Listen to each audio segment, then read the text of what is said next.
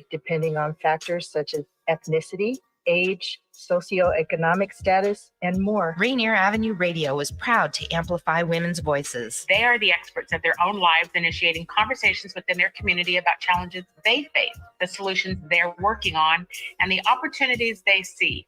Please join us this Sunday from 2 to 5 for Women's Voices on Air. We know our challenges. We are the experts of our lives. We are master multitaskers, prioritizing our family, friends, and our faith above our own needs. Our needs and voices are too often overlooked. Please join us this Sunday from 2 to 5 p.m. for Women's Voices on Air. We tell our stories in our own way. This is Mondo Bancaro for Mondo's World. We will be discussing some interesting subjects. Sometimes I might even have some guests. So please listen to my show on Rainier Avenue Radio. If you or a family member are 55 or over and need nursing home level care, but want to keep living where you are, check out Providence Elder Place PACE. This program offers healthcare, housing, transportation, and recreational activities. There are no copays or deductibles, and it's covered through Medicare and Medicaid. Providence Elder Place PACE works to keep you healthy and in your home. Call 206-320-5325 or visit providence.org Elder Place. Providence.org Elder Place. Rainier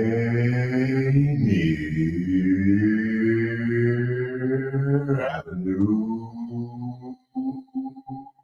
Radio.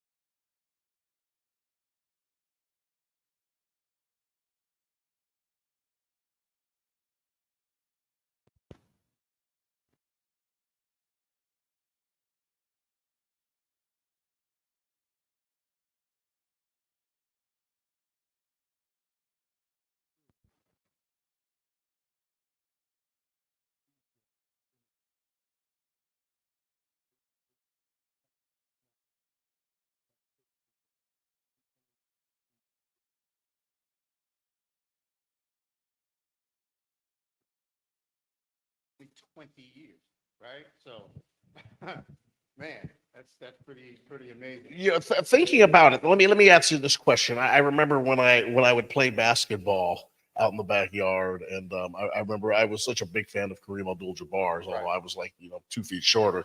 But I loved Kareem, and you would pretend you were Kareem Abdul-Jabbar. I would certainly when you played baseball, you pretended that you were Willie Mays. He was just one of those athletes that he not only transcended the game, but you wanted to be him. and his reputation and on and off the field lived up to that. Yes. You know, what was amazing to me whenever I saw Willie being interviewed by, it didn't matter who was interviewing him, he was the star. I mean, even if another star was interviewing him or another well-known interviewer, Willie was the guy. And everybody looked at him with reverence and awe, even professional interviewers. And that's what struck me about Willie. I want to talk about this when Buki gets here, because he understands it from that select baseball perspective of today. But let's go back to when Hank Aaron and Willie Mays and Cool Papa Bell and the stars of the Negro Leagues, Larry Doby, and we can't forget Larry Doby. We always talk about Jackie Robinson being the first, but Larry Doby was the first to play in the American League and was a tremendous player, a Hall of Famer for the Cleveland now Guardians. But to hear the stories, Henry Aaron and his cousin, and Willie Mays and his friends taking sticks and hitting bottle caps for hours upon hours. And that's where they really learn the hand-eye coordination and the speed and quickness. Willie Mays, like I said, 5'10", 180 pounds. Hank Aaron might be 5'10 and a half, 5'11", 180 pounds. Yet the speed, the quickness, and the strength in the hands. Hank Aaron told Dave Johnson, how I get my power, he took those grips and he would squeeze them 100 times before every game. He would squeeze the hand grips 100 times every game to build the strength in the forearm, because that's where he gets the quickness. These were guys who had gyms in their head before they even, before all of this strength and technological training came along. And it basically speaks to the fact that they were poor growing up. They were poor. My son, he's got a $300 bat. He's got a wood bat that's $250, and they've got fancy speed and conditioning. These guys used to hit bottle caps, and that's how they really learned their craft. And here he is. Here he is right here. We were just talking about this, and he is all decked out in a beautiful Monarchs jersey, wearing the number 5. He'll explain to us who that is, and looking like he can step out on the field and play a little bit right now. Buki Gates, good to see you, my brother. What a beautiful jersey. Talk about a man with strong form. Gee whiz. Snap your hand off when he shakes. Good to see you, my brother. How are you? You're stepping up right now. Buki, the executive director of Baseball Beyond Borders, has provided opportunities for young people to play. Buki, we were just talking about the fact that you've been able to raise money for young men who want to play baseball in our community. And we're talking about, should I pass this to him? We're done. Oh, back and forth again. We were just talking about the fact that, and you know this, you're raising money so kids can have expensive composite bats. My son has a Victus bat now, and that's $250. All the things that go into it, and then the strength and conditioning that they do. We were talking about guys, in Alabama who Hank Aaron and Willie Mays, they grew up hitting bottle caps with sticks, and took your basic hand grips and squoze them 100 times a day to make sure that their farms got built up. And that's where Hank Aaron said he got his speed, quickness, and power. But it just shows you that back then it didn't take a lot, but just desire and perseverance. Absolutely. I think what you're talking about, technology is new today, right? So obviously there's always going to be an advancement that's required. But what's important is that there's still the level and love of the game, right? Being able to just get out there and play. And yeah, we raise money, and you raise money obviously for the equipment, but I think you also got to think about some of the infrastructure that you're going to need too. You need fields, you need facilities to be able to train in. But at this point, we still got to find that love for the game. And sometimes that results in us getting back to the basics.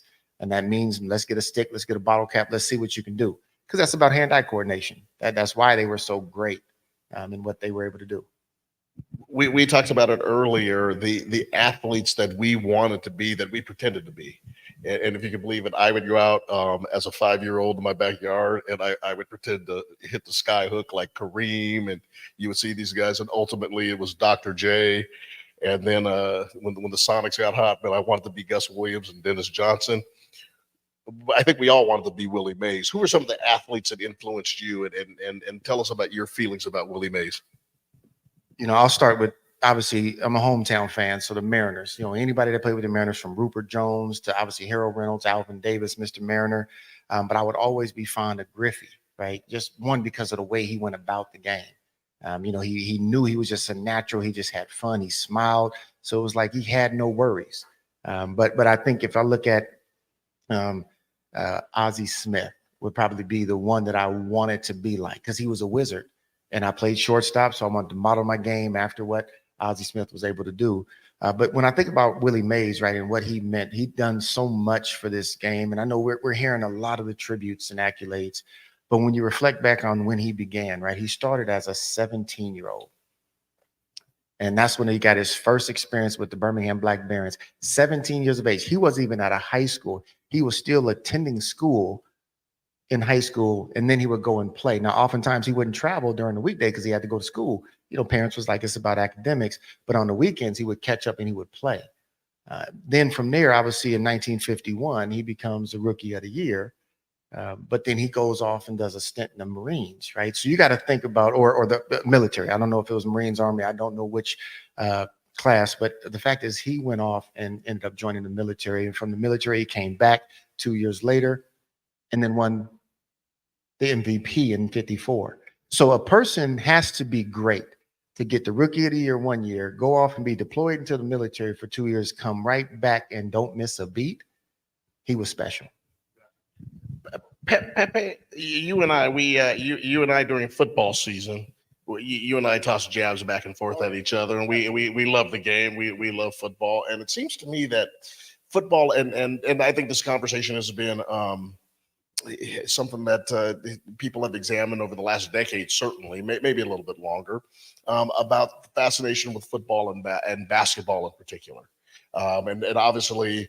I think we're attracted to the basketball because we see athletes like us from our community. Here we are in the Seattle area, and with 2 years ago, we had 3 different athletes picked in the first round. One who's becoming a major superstar in the league, in Paulo Banchero. Tari Eason is not a bad player. Marshawn Beauchamp, baby boy. I mean, the list goes on and on and on. And obviously, football the same way in our community. Washington has always billed itself as a football state. But the Black community has always been not only a fan of baseball, the Black community owned its own league, for crying out loud. We had the Negro Leagues, and we had great players. And then in the last 25 years, it seems like we've seen a decline in players. Buki just mentioned it, the love for the game. Tell us about the love for the game of baseball. And is there still, do you still feel that our community still has that same fire and passion for the game? Well, I think because times have changed. Baseball back in when Willie and those were playing, that was the #1 sport in America, without question. I mean, the World Series was played in the daytime. Kids used to be able to get out of school or at least watch the World Series in the classroom. Nowadays, baseball has changed. It's gotten more commercialized as far as prime time. So now you've got every playoff game at night, and a lot of kids can't stay up late. So that has hurt. And plus the fact that, when you play baseball, you need a lot of guys. Let's face it, right? You need to have a field, to field 2 teams, you need 18 guys. How many people know 18 kids is going to go out to the park and play baseball right now? Unfortunately, it's not happening hardly, unless you're in a league. So that in and of itself has diminished the love for the game per se. And so, yeah. We see you up there. We see you over there. So I'm gonna just slightly turn to my right so Buki and I can see you. That is Nova Newcomer, who is a trailblazer in her own right. She supports and runs the community programs for the Seattle Mariners, and she is watching her son's baseball game as we speak. Nova, welcome. Thank you for having me. And I think there's some walk-up music in the background right now. So what's the score to the game right now? How's my man doing? Oh, well, it's 5-0 the other guys, but that's okay. That's baseball, right? So as you obviously we lose an iconic figure this week. Tell us your thoughts and tell us about what you've been working on these community programs, looking to push baseball back into communities. Tell us about your thoughts about this iconic figure who we lost this week. Thank you for giving me the opportunity. I grew up in Portland, and it was hard to see Mariners games. So I just saw what was on TV, and there was a pretty good Giants team there for a while that I got to see on TV. So I followed them on the National League side before becoming a full-on Mariner. And obviously Willie Mays is part of that history in the biggest way. He's the giant of all giants, is the way I would put it. And I actually found a picture of him yesterday while I was kind of reflecting on his legacy. And there's lots of just the athletic pictures, but also just some really cool fashion and style that Willie brought. And just the love of the game and the personality that he brought to it, the fierce competitiveness that he brought to it, the artistry that he brought to the game, I think influenced so many players. And I think what I kept thinking about in reflection of his passing was just that the gaps in the access and the players that we lose along the way, who could be the torchbearers of this generation for a player like Willie Mays.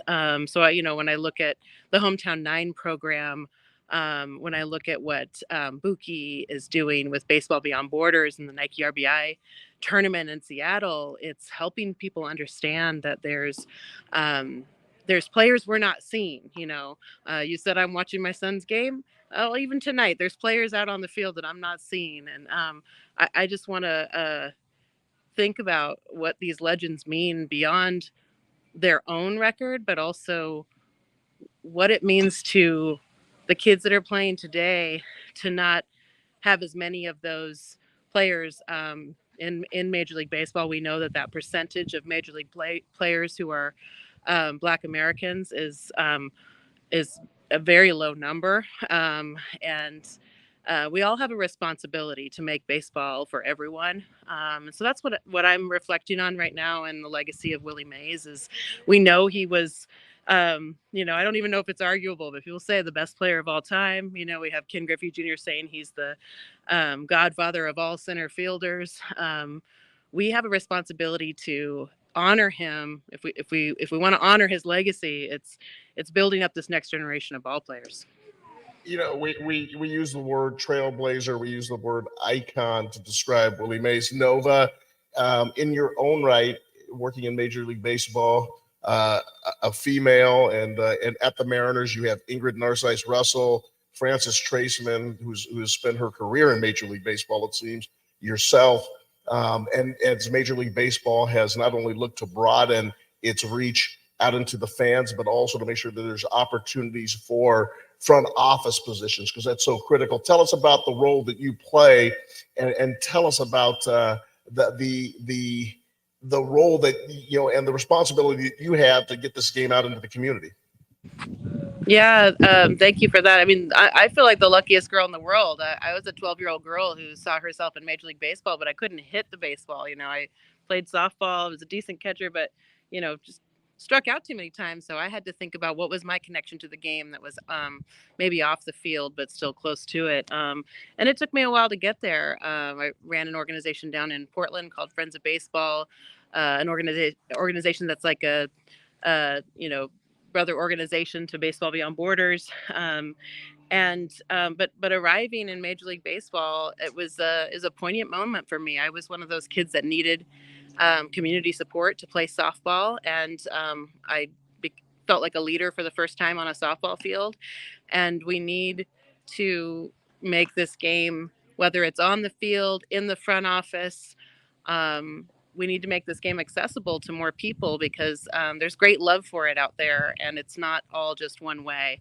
And so just the opportunity to get to do this is a great privilege for me. I feel like I get to give back to the game that gave to me, and I get to work with just the most excellent, hardworking, passionate people, especially with our community organizations who are doing the work with families to make this game accessible. That's the part that really drives me is I want to know that, little Nova, who was 12 years old and wanted to work in Major League Baseball, that there's a lot more of them out there that we can make happen in the years to come. Nova, we were just talking about it, and you may have heard the tail end of our conversation. And Buki was talking about it in regards to baseball beyond borders and the opportunities that he provides, and the hometown nine and so forth. Willie Mays, Hank Aaron, those group of players, the early Negro leaguers, they learned the game in some rudimentary ways. They had hand grips that they squoze to build the wrists and the forearms and the muscles. They had bottle caps, and they would hit bottle caps with sticks for hours. And they developed tremendous hand-eye coordination and the fundamentals that led them to the major leagues. We know it's a little bit different now. We know that a Victus bat costs $250, and these fancy bats of the kids, a DeMarini is $350. And then there's a training in facilities that adds to the cost. And it seems like those are the things that you need now to find yourself. And fortunately, in some of our communities in Southeast and Central Seattle and inner cities throughout the country, some of those facilities and some of those things aren't there.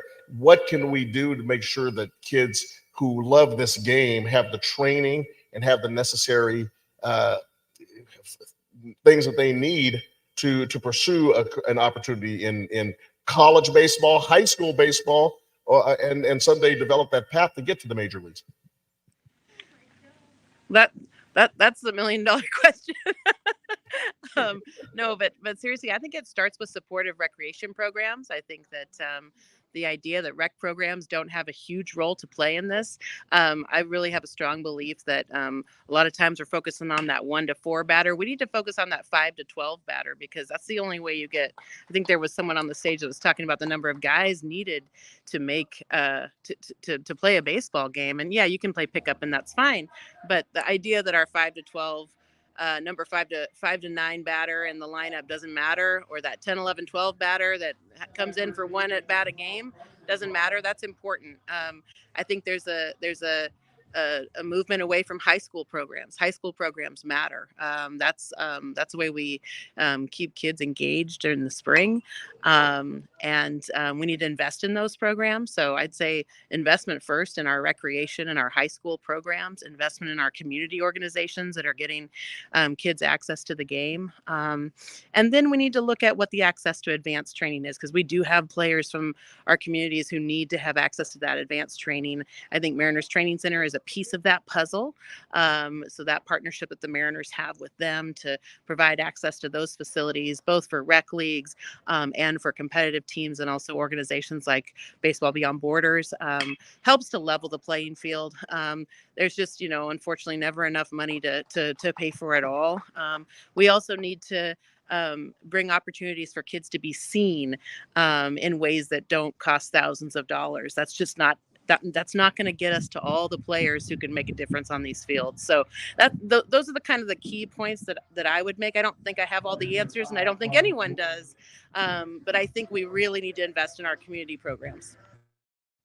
Yeah, Nova, I thank you so much for bringing that up. And I think we have to look at this continuum of care. And I know we sit in our meetings and we talk about the ability to serve a kid who is, introducing themselves to the game of baseball or softball, but also providing a level of access and opportunity for kids who are looking to expand beyond that next level. And I think we have to look at it as the both ands, right? It's not a zero-sum game. We're not looking at solely just recreational based programming. That's a piece of it, right? That's the starting point. But also when I think about being seen, right, I think that's what you get from what Willie Mays, what Jackie Robinson, what Hank Aaron, what these leaders, what Griffey was able to do in the 80s to 90s. They allow us to be seen now. And so how do we continue to create a platform for our African-American players to be seen is kind of the next phase, right? We have to continue to open up those doors and look at advanced training, but also look at just developmental.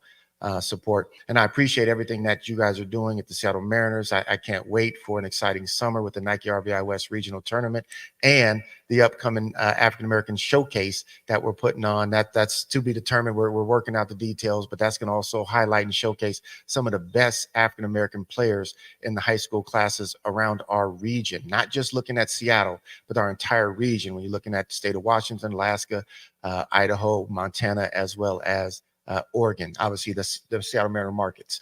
So I'm looking forward to the continuing to work. Nova, thank you for what you do. Thank you.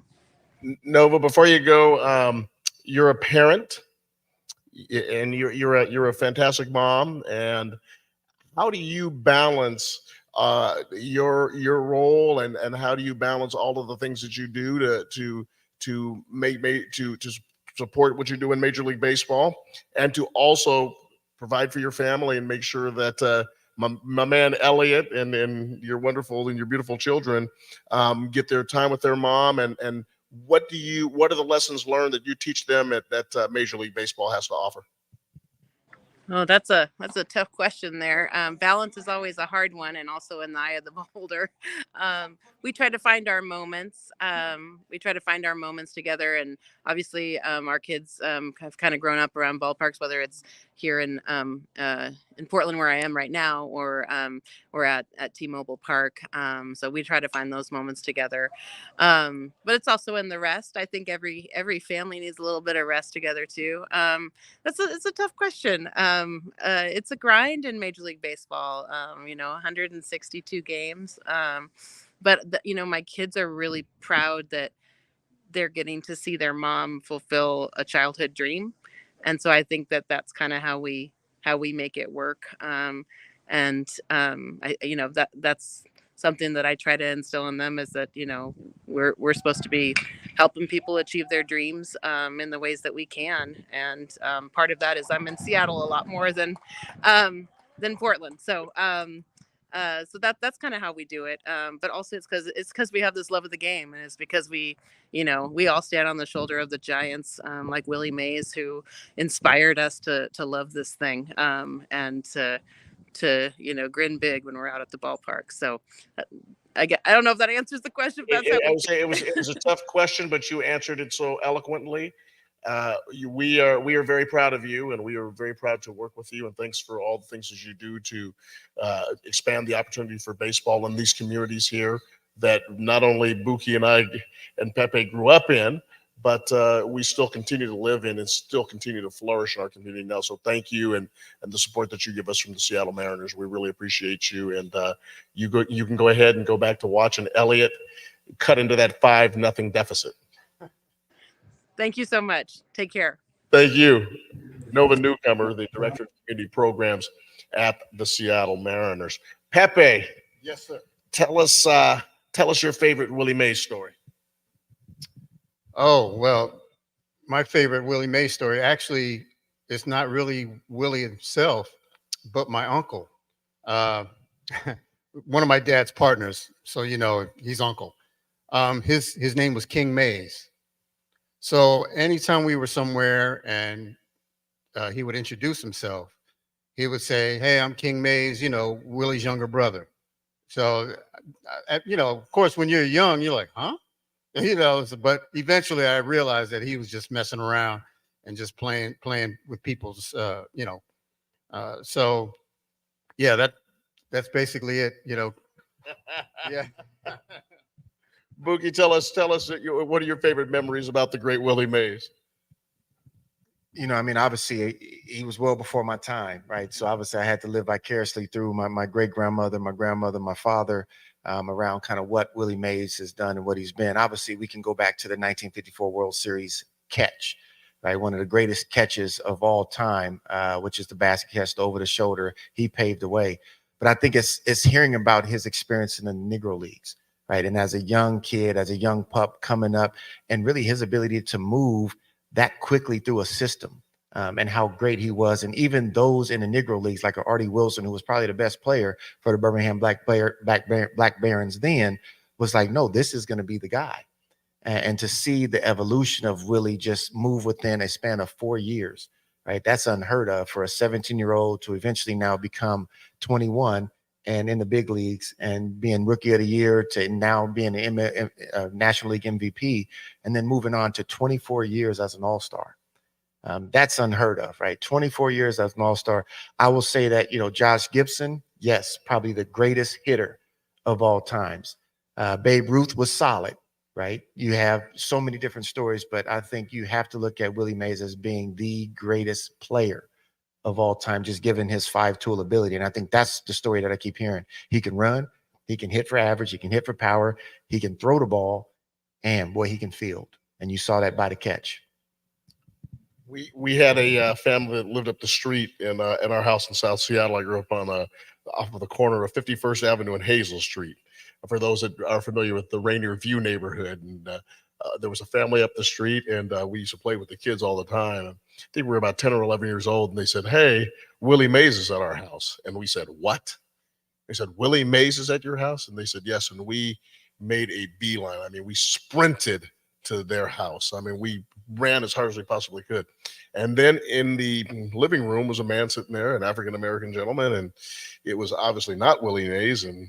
But I said, "You're Willie Mays?" And he goes, "No, I'm William Mays." And I was a pretty good baseball player, but it's amazing how this trick gets all the kids from the neighborhood to come and meet me. And I just thought it was great, dude. He was telling the stories about Willie Mays. And Mookie, the thing I think about Willie Mays is his start to his career. That tough stretch, and he went 0 and 0 and 0 for a few. I think he started off 2 for 31, and they had a talk with Leo DeRocher, who told him, "Hey, you're the best. Get out there, and you're going to do this." And we think about Ichiro. We hear about Ichiro's exploits all the time. That after his first week in the season, he started hitting 300, and he's never dipped under 300 for the rest of his career. But Willie climbed out of a massive hole to become a 300 hitter and arguably the greatest player of all time. But there were times where he was sitting in his room at night and he was crying, and he was like, "I can't make it. I can't make it." And I think about what's going on in our communities right now, and it's what I've been telling people. Sometimes it's just a pat on the back. Sometimes it's just a shake of the hand. Sometimes it's just connecting with a young person and tell them, "Hey, you're better than you think you are. You can do this." And if we can continue to do that in our neighborhoods, and if we continue to see kids, so many times we see kids who are upset or frowning.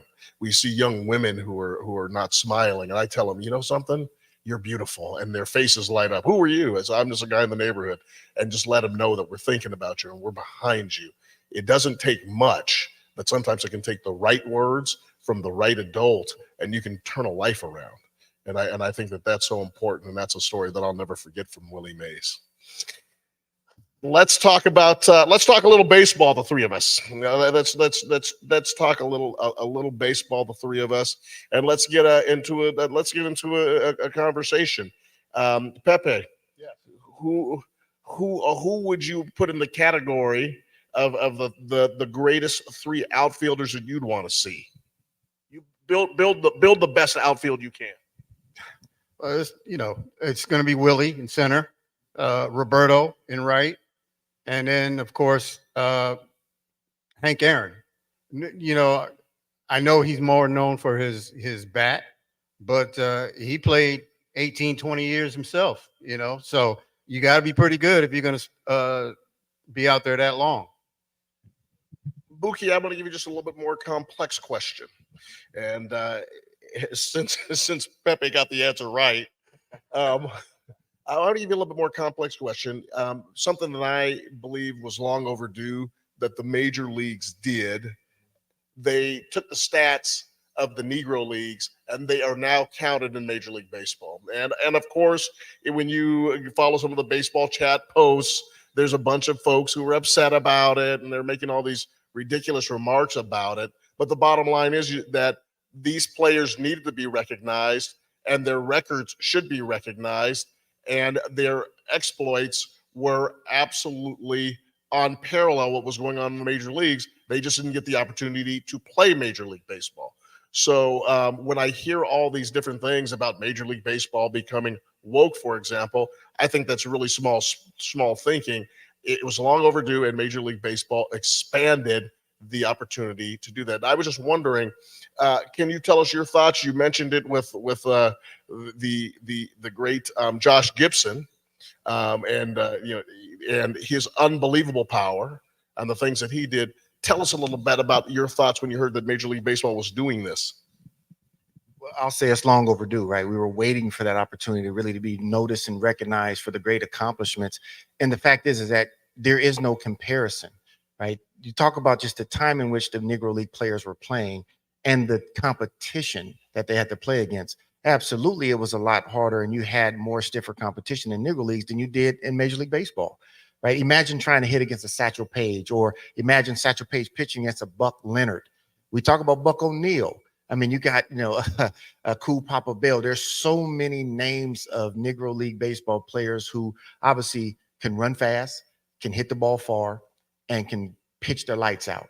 And so there is no comparison, not to mention the time and the era in which they did it, right? They weren't welcomed in their own communities. They didn't have a place to eat at times, right? So you got to mention like what they had to endure and still be able to put the numbers up that they did. And we often don't talk about the Negro all-star teams that would go in and play against the white counterparts and would beat up on them, right? No one talks about that, right? So the fact is that you knew what talent was and you knew how great Negro League Baseball players were. And so now they're giving them the recognition that was long overdue, because they do have the skill and ability to compete with anybody and be the best. You bring up something so interesting, and Ken Burns. And I want to tell a quick Ken Burns story because I love baseball. Yeah. Ken Burns was at KCTS 9, and I was one of the representatives for Fred Hutch at the time. So I was representing Fred Hutch for this KCTS 9 event, Channel 9, down near the Seattle Center, their headquarters. And he was in this line, and then when he came to me, we started a conversation, and I said, "Hey, I love baseball," and we got into, as baseball fans do, a little baseball conversation. And he said to me in the line, Buki, of about 50 to 75 people, he pulls me aside and says, "Stand right here." He goes, I love these events, but I really want to talk baseball with you." So we're talking baseball, and he's thanking people, and then we're talking about players and everything. And then he reaches over, Ken Burns looks at me and says, Are you religious by any chance? I go, "Yeah, I'm Catholic. I went to Catholic school, and I believe in Jesus Christ." And he looked right at me. Ken Burns looks right at me and goes, "Well, Juan, I'm not. I'm an atheist. I don't believe in the existence of God. But if God exists, I met him, and his name is Buck O'Neill." And goosebumps just came off upon me. And about the legendary Buck O'Neill and the role that he played in Ken Burns' baseball film, but also Buck O'Neill's role as an ambassador, as a manager, and as a player, and what he's done for so many players. And I love the story about batting practice, and he couldn't hear who was hitting, and he heard that sound, and it was Babe Ruth. Then again, he heard that sound, and it was Bo Jackson. And he heard that sound, and it was Josh Gibson. And I just thought it really speaks to the spiritual nature of the Negro Leagues and what people like Josh Gibson and we didn't get a chance to see them play Major League Baseball, but what Ken Burns referenced, and also Ted Williams has said it so many times. He said that the Negro Leagues had players that were just phenomenal. And he said that he knows some of his records and some of the things that he'd done would have certainly been challenged. And he loved the challenge of playing against Negro League players in the Caribbean leagues. And Ted Williams spoke for years about the Negro Leagues and how good those players were. And he was one of the more outspoken ones on those players getting their just due. And I thought that was an awesome statement on his part. So there's also one local hero that we have here in our backyard, Aaron Pointer. And if you're not familiar with Aaron Pointer was, I believe, drafted by the Houston 45s when there was an expansion National League team. Ended up playing there. He was the last known player in any affiliated baseball to hit over 400. This was back in the 60s. Now, this was pre-civil rights, but the fact is there was still racial terror, racial lynching. He was not welcomed in the restaurants, bathrooms, but he was able to go out there and compete and do something great. Then he went on to have an illustrious career as an NFL official. Obviously had beautiful children and great, and so just imagine the individuality of how our people, right, Black folks would show up in spaces at the baseball field and still go out there and perform despite what may be happening to them in their own communities. And so that just shows you the resilience, that shows you the greatness, but that also shows you the brilliance of our ability to be able to go out there and stand on the backs of Andrew Rube Foster, who trusted that we need to be able to own our own teams. And he created that space for us to be seen and heard, which now is resonating across our world. Pepe, let's talk a little bit of current baseball right now. The local 9 is on an exciting run. Obviously, and you and I talked about before, it seems like in the city of Seattle, we have flashpoints. Boom, 79 and 78, and we're in the national basketball, and we win the world championship, and then it's gone. Then boom, there's a flashpoint, and the Sonics are back, and we have Gary Payton and John Kemp. Boom, there's a flashpoint, we have the Seahawks. Boom, and the Huskies are good for a while. And right now it seems to be like one of these points where the Mariners have a really good baseball team, and they have a really dynamic Black player. And obviously, Buki, with my Puerto Rican background, I had an opportunity a couple of weeks ago at El Centro de la Raza to meet Julio Rodriguez. He's a brother. Julio Rodriguez is a flat out brother. He spoke to the kids. He hugged me, and I really appreciated him being there. I was kind of stumbling over some Spanish words. He's like, "No, don't worry, brother, but I speak English," and just shared with me how happy he was to be there. He spoke to the seniors and shook all the hands. He was with the little kids, and then we obviously have J.P. Crawford, who has been a solid major league veteran. I mean, we've watched him grow up in our city, and I was so excited that he was able to get a nice contract a couple of years ago. And he is someone who's really exhibits the spirit and the esprit de corps that this current Mariner team has, and he's been there for the last 5 years. So Pepe, tell me, are you excited about this squad, and what do you think the season looks like? Well, yeah, I am excited, but I have a little temporal excitement because, I'm a pretty realistic kind of guy. I don't get all super high. So I try to keep that even keel because I do see a lot of flaws in this team.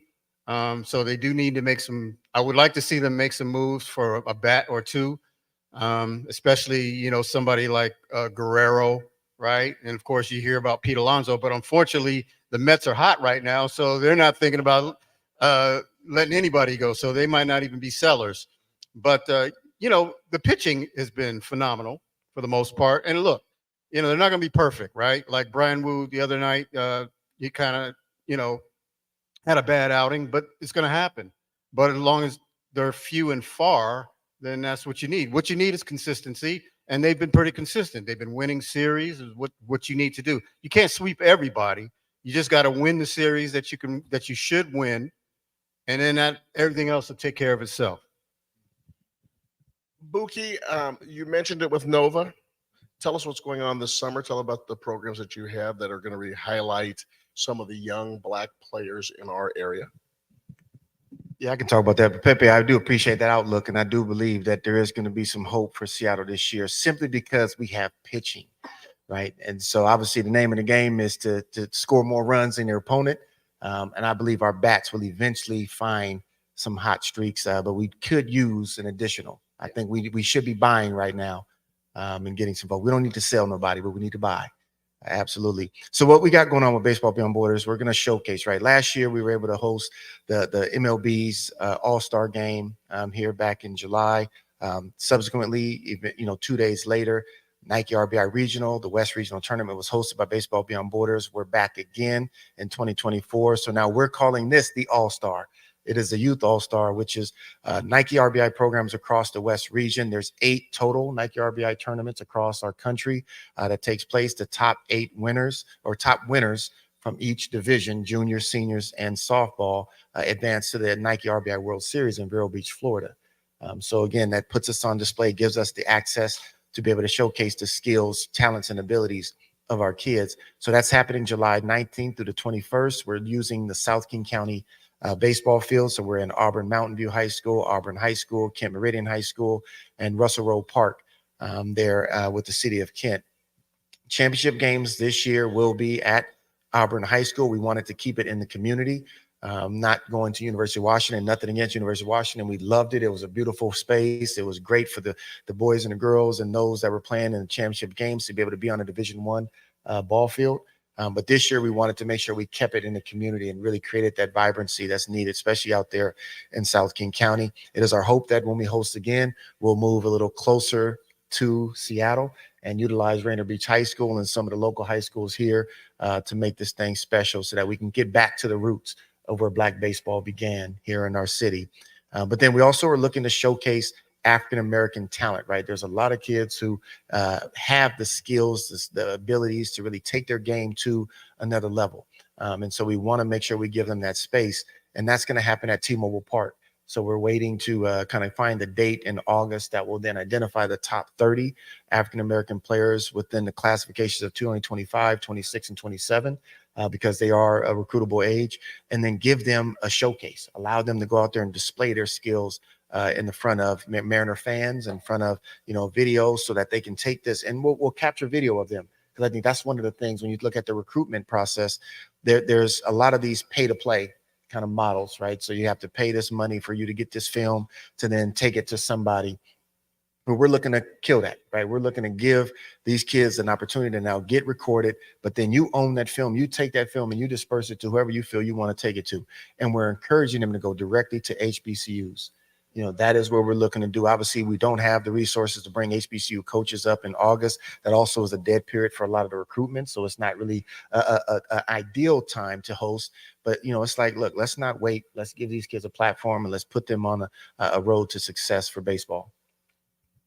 I think that is such a critical way to do it. Let me ask you this, and obviously I have a son who's involved in select baseball right now, and Buki, I played 40 years ago, and I'm not ashamed to say that. And I went through the community college route, and then I played the American Legion route, and and you have to go through the mental gymnastics of proving it to yourself first.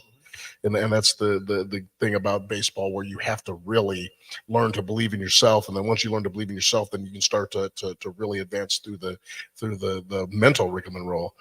And that is the challenge. And there is no instant gratification with baseball. It's not like basketball, and it's not like football. You get to score touchdowns and count yards and shoot hoops, and not that those sports are any less difficult, but the mental challenge of hitting a line drive as hard as you possibly can and finally teeing off on one, and you're 0 for your last 10, and that ball hits right into the shortstop's glove, and you did everything right. And then you take a swinging bunt, and you're looking at it dribble down the line, and you better get going, and that becomes a single. It plays on you, it wears on you.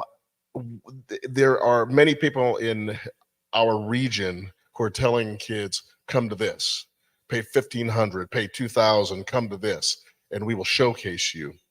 And I'm just worried that model, number one, it prices out a lot of our kids. Number two, when I go to these games, these kids aren't much better than we were. They certainly are. They certainly have better nutrition. They certainly have better strength and conditioning and weight programs, but they're not much better than we are. And the mental challenge is still there. And here's these people, if you don't come to this tournament, if you don't come to this camp, if you don't come to this showcase, you're not going to be seen. How do you basically talk to your audience about that? Yeah, so there's always this phrase that's out there, and it's a baseball terminology, right? If you build it, they will come, right? This whole Field of Dreams model. Well, I'll take that from an individual standpoint. If you're good, they will find you, right? There's no reason for you to go out there and travel across the world thinking that you have to spend this money for somebody to see you. If you're good, they're going to find you. They're going to talk about you, and they're going to come to see you versus you going to see them. So, I don't believe in that. I think, I didn't have to go through that process. So again, I don't want to let my own, process or what I went through jade or say that this is the best way or the only way. Yeah, you can expend a little bit of resources. You may have to, right? Sometimes there's certain tournaments that you may get seen. But the thing that we tell our kids is that you never know who is watching, right? Somebody is always watching, whether it's the coach on the other team who may end up being a scout for, a Major League Baseball program that we just don't know about. And they see you play and they see what you can do. And that obviously gives you the exposure. You didn't have to go to a big tournament. You were just in an American Legion practice or a little scrimmage game, and they saw your capabilities and just what you're able to do. But, it's better to expend the money on a college camp. If you're really looking to go to the next level and go to college, spend that money to go to a college camp. Not only are you going to get the experience of learning from some of the best coaches in the country, you're also going to be able to get experience of the campus. Like, do you really even want to go to college, right? And that's what we tell our kids, right? You have to understand that it's bigger than just a game when you get out there. And so you turn up to being a student athlete, right? They're expending money on you. It becomes a business, right? This scholarship ain't nothing more than just it's money allocated to you that you're spending on, your books and your academics, but yet you get the luxury of playing baseball or softball or any other sport. So I would encourage you to really weigh your options, but really continue to hone your craft. And the biggest challenge that I think many of our kids have is just the ability to be in the facility. And I think one of the areas that we've been able to improve with the help of the Seattle Mariners and the Mariners training centers and EO1 Sports is now having access to a dedicated facility where they can train, a place that they have a sense of belonging, a place where they feel they can actually get better. And we're seeing the result. And kids are now moving along that trajectory to get better and better and better. And now they're going to be seen, not because they're spending a bunch of money, because they have the access to get better. Pepe, as we move towards a close, Willie Mays retired 50 years ago. But stars come and stars go. And then when he retired, we had the first Ken Griffey, we had George Foster and the Big Red Machine, we had Joe Morgan win back-to-back MVPs at his little 5'8" self. And we saw a plethora of Black and Latino players, in particular, dark-skinned men, Arad Carew, Don Baylor, so many great players. Then they were gone. Then we had the 80s come, and we had this marvelous center fielder who saved the franchise in the city of Seattle. He saved the franchise in the city of Seattle, wore number 24, the most spectacular athlete I've ever seen. But in Pittsburgh, there was a guy by the name of Barry Bonds, and he carried the Pirates to new levels. And I have to throw one of my personal favorites, who transcended the era, Dave Parker, who overcame so many challenges, who deserves to be in the Hall of Fame. The Cobra, and Willie Stargell, who I had just to work with in Atlanta, and what a spectacular individual he was. So we're talking about some of the great. And then we had Barry Bonds, and we had Ken Griffey, plethora of players, and we can go on and on. And then the aughts come, and we get a guy by the name of Derek Jeter, and Jeter carries not only the New York Yankees, but he carries the sport. And he was able to transcend Major League Baseball, and now he has retired and he's taking on so many new roles. Tell us who's the player right now who transcends our sport for our community in the game today? Wow, that's a great question. When you say our community, do you mean the Black community or just our community as far as baseball? Our community as far as baseball, and also the Black community. I mean, who's the player? Well, to be honest, right now it's going to be Ohtani as far as who transcends baseball. I mean, he is everything, right? I mean, because everybody can relate to how he is as a person, how good he is as a player. I mean, he's phenomenal. I mean, we don't know what's in store for him by the time he retires, but so far it looks like he's on an iconic path. And I love that because being the age that I am, I've seen a lot of icons, and man, I feel blessed the fact that I'm seeing some new icons, like Shohei. So, I just want to encourage people to just instead of always comparing this guy to this guy, enjoy what you're watching. I mean, that's my biggest take right now. I just want to throw one name out there because I think he has become more outspoken in terms of working to get more kids involved from our Black communities, and that's Mookie Betts. And he's someone who's very special. And Yeah, and he's of Otani's. I like the fact that what were they? Why was I trying to slap? Why were they trying to get the ball on the ground? All that crap, man. I was 5'9" and 170 pounds. Like, man, I should have been trying to hit home runs. He just really, I love the way he swings the bat. I love the way he plays the game, and I love the fact that he can play center field, right field, shortstop, and second base. And I hope that he comes back from injury healthy. And when he plays and when he takes a field, I mean, what a unbelievable combination of power and speed. And he's someone who's very special. And I hope that he gets the recognition. He certainly has got the contract and the pay that he deserves. But I hope the team. Actually, two teams. Buki. Yeah, I'll say, I mean, you got Mookie Betts, of course, is really paving the way. But you also got to think about the Jason Haywards, who's actually also a Dodger teammate that's playing. Tim Anderson Jr., obviously, he's toward the end of his career. But I think you have to realize he was transcending for a shortstop, an African-American shortstop, for a good period of time with the Chicago White Sox, an all-star that continues to just pave the way and open up the doors. And then you got Jazz Chisholm, right? I mean, he's from Bahamas. He's a brother. He'll tell you like it is, right? He is phenomenal when it comes to his ability to just play and just love, and his love for the game. I think what we don't realize is that they really enjoy playing the game of baseball, and we miss out on that. But there's a player who I think is really who's no longer playing, somewhat retired. Hopefully will be in the Hall of Fame one day. That's CC Sabathia. CC has really been outspoken and really pushing the narrative himself, and Edwin Jackson, who's, I think, at the longest. Edwin Jackson spent almost 17 years and I think played on the most teams in that 17-year career as a reliever. But those two in the Players Alliance are really paving the way across baseball to really see more Black kids play, but also provide the necessary resources for our historically Black colleges and universities to have the infrastructure and facilities to continue to open up pathways. Tony, how are we for time? 2 minutes? 2 minutes.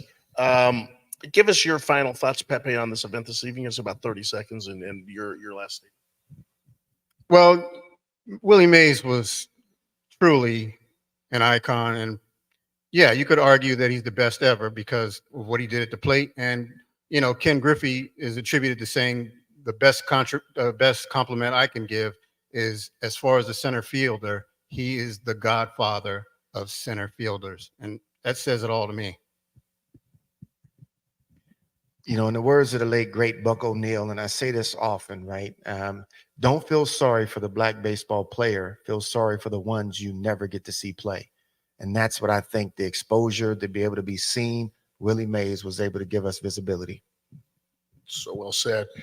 I want to thank Tony B, Daniel Bettis, Rainier Avenue Radio for giving us an opportunity to reminisce, to think about the past, to think about great memories, to think about the greatest icon that this game has ever produced and have ever seen, an icon that influenced so many of us in so many different ways. I want to thank Rainier Avenue Radio for being a community leader and allowing us these opportunities to discuss things the way that Tony B has allowed us to come and do them and bring in community to talk about issues that really impact our community. Please remember that tomorrow is Make Music Day Seattle. And to come in and hear some great music from some great, and as we said, it's the players you've never seen. A lot of these are artists that you never get to see, but they're looking to share their talents with you, and it certainly will make a difference. We have the big Juneteenth celebration on Saturday at the Rainier Beach Community Center. Please go learn about these historical events that have shaped our nation and certainly have shaped us as people, and as we continue this fight here in the United States. And I just want to say that, and I'm sure I speak for these two men, but I think about my father tonight, and I think about all the times that we had together, and how he introduced me to the game of baseball, and how much I miss my dad, and I wish he could be at my son's games and see Clemente play. And I just think that it's such a special thing that fathers get to share with their sons, and I will never forget all the lessons that he taught me about the great players of his favorite pitcher, Vida Blue, and certainly his favorite player, Roberto Clemente, and also my father's love for the great Willie Mays. And so it's been a real special spend it with two men who love baseball. And we also want to thank Nova Newcomer, who Also, a woman who is so passionate about baseball and serves so many in our community, and the Seattle Mariners for all they do to support us as we are educating a new generation about this game that we love so much. Thank you so much. We will see you on our shows, Pepe and I, and we will see more of Boogie out in the community influencing young people. Good night on your community radio station, our community radio station, Rainier Avenue Radio.world.